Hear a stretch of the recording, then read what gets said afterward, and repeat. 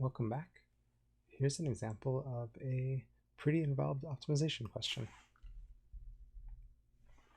So as you can read here, we've got a can. We can talk about the cost of the materials for each part of the can. And the volume is set at 16 cubic inches. We want to know what's the cheapest way we can make this can. That is, how should we build it so the cost of the materials will be the least. We can start by writing down the cost in terms of the can, the parts of the can, how it should look.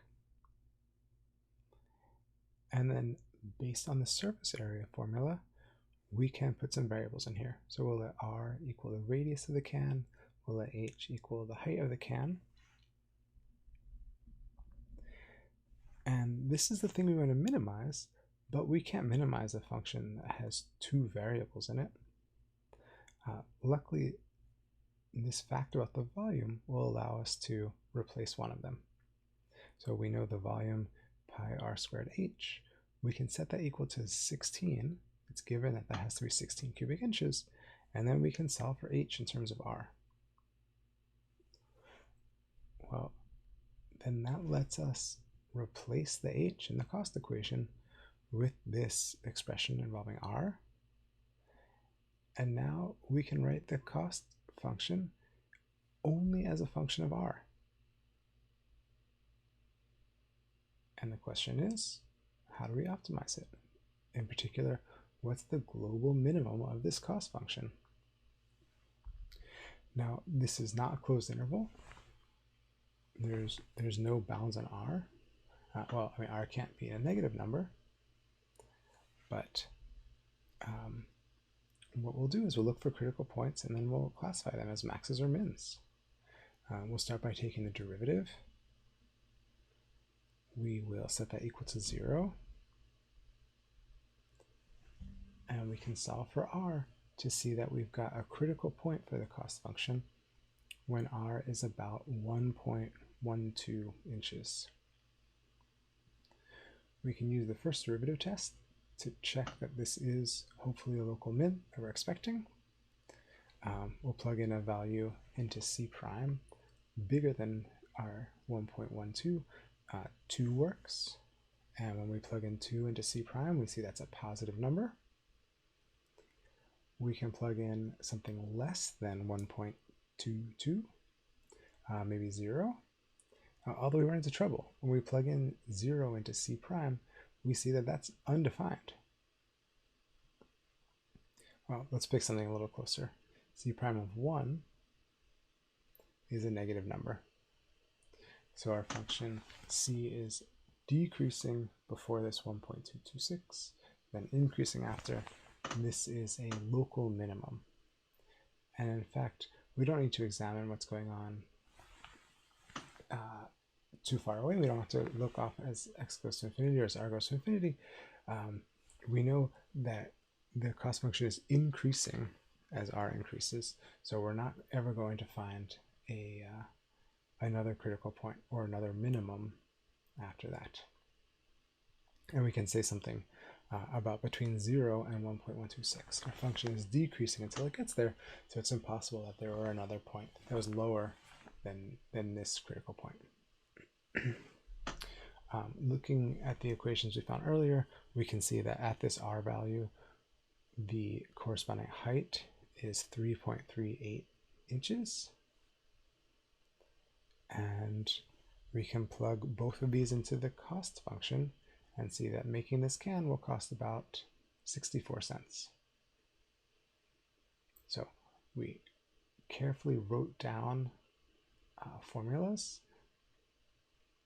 We combined them to get a function of a single variable, and then we were able to use our previously developed optimization techniques to find the answer. Here's the last example we'll do. In this one, we've got the manager of a theater who's trying to decide at what price she should sell the tickets.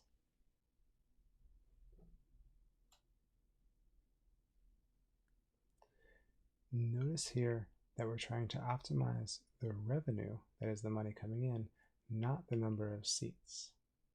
So if we were trying to optimize the number of tickets sold, the answer would be make the price as low as possible, just so it would sell out.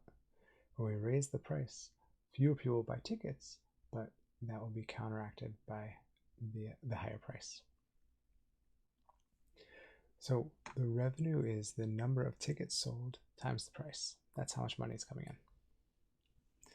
Now, we're going to define the variable P to be the increase, that is the price above $10. You can check that if we had set P to be the price of the ticket total, that the calculations would be a little more difficult. Not much. You can try it. But so if P is the increase above $10, then the number of tickets that are sold at that price will be 150 minus 6P. That's what this statement, she'll sell 6 fewer tickets for every dollar she raises its price. That's where that comes in. So we can use that to rewrite the revenue equation, R of P we'll call it, as 150 minus 6P, that's the number of tickets sold, times 10 plus P, that's the price per ticket. Remember, P is the increase above $10. And notice here, we can put bounds on P. Well, P certainly can't be less than $0. We're not going to drop the price. If the hall is already sold out, it doesn't make sense to sell tickets lower than $10. But if P gets up to $25, then she's priced herself out. No one's going to buy any tickets. So see if you can see where the 25 comes from. So this is a bounded optimization problem.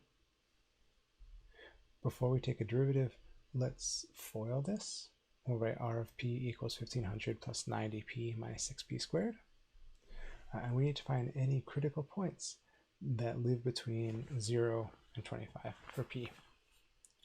We'll take our derivative, we'll set it equal to 0, we'll solve, and see there's a critical point at 7.5. And now we don't need to do a first or second derivative test since we've got endpoints.